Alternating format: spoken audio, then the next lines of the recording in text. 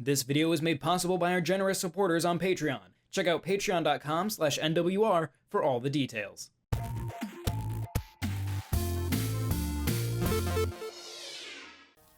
To tell you the truth, outside of a curious few hours with Power Wash Simulator, the job-like simulator genre has never really captured my attention. Outside of the novelty of certain interactions and how you see progression over time when performing menial tasks, I think that these games tickle a part of my brain that makes me a bit too aware that I'm playing a video game. So when a Campfire building simulator was announced during the last Nintendo Partner Showcase, my response wasn't, "Oh god, another simulator, this genre is getting dumber," but rather, "Oh crap, is that a new Oink game?" Indeed, possibly one of the most socially focused board game companies out there decided to toss their hat into the ring of fire. And to tell you the truth, this stuff is lit. Oink Games is probably best known as the publisher behind board games like Scout, A Fake Artist Goes to New York, and Deep Sea Adventure. They're a Japanese publisher and have made waves with their clean art and socially focused game design, spearheaded by their lead designer Jun Sasaki. Let's Play Oink Games came out on Switch and mobile a few years back and has been one of my go-to multiplayer online games.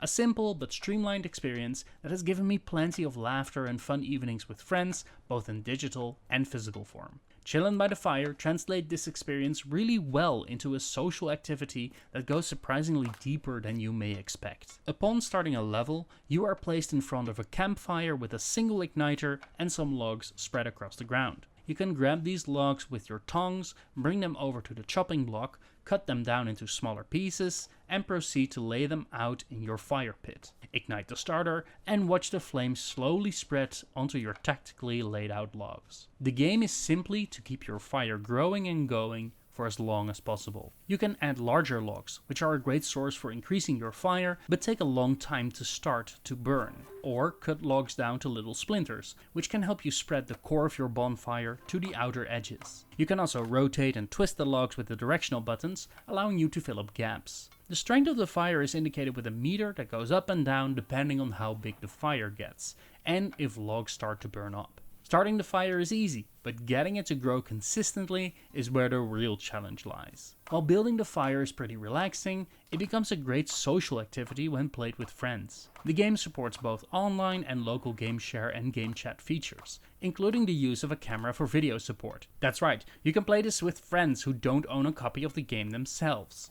For the first time, it felt like a return to the glory days of DS download play, because it was surprisingly fun to hang with a friend and slowly build the biggest fire we could muster. I started to use the campfire measuring tool to keep track of which logs needed to be stacked and replaced, while my friend kept searching for logs and chopping them down. What makes multiplayer in particular fun is that you're also given prompts to chat about. Questions like, what advice would you have given yourself 10 years ago? Make for an interesting conversation piece while slowly building out that fire. The game truly puts the chill in chilling by the fire, which I wasn't expecting. There's also achievements depending on how fast and how well you keep the bonfire going. For these, you get points that can be exchanged for different looking axes and fire blowers, but also some fun gag items like fireworks, musical instruments, and yes, even a glow stick. I don't think the game is without flaws, however. Stacking and rotating firewood would have been a lot more precise and fun using motion controls. If you try to squeeze a log between other pieces of wood, most of the time it just gets warped to the top of the pyre. And while you can buy chairs and tents, they are really only decorative pieces.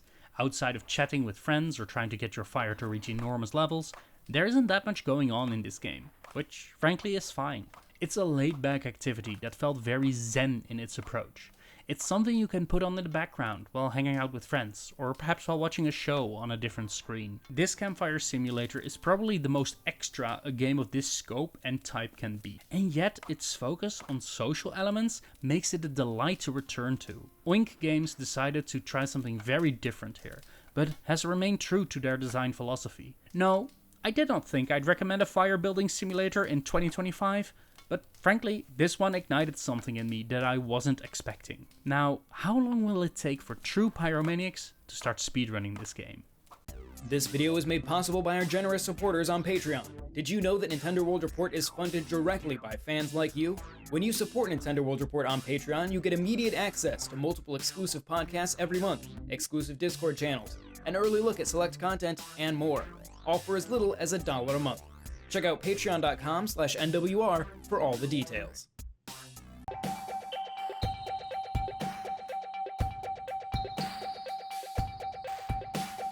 Bye.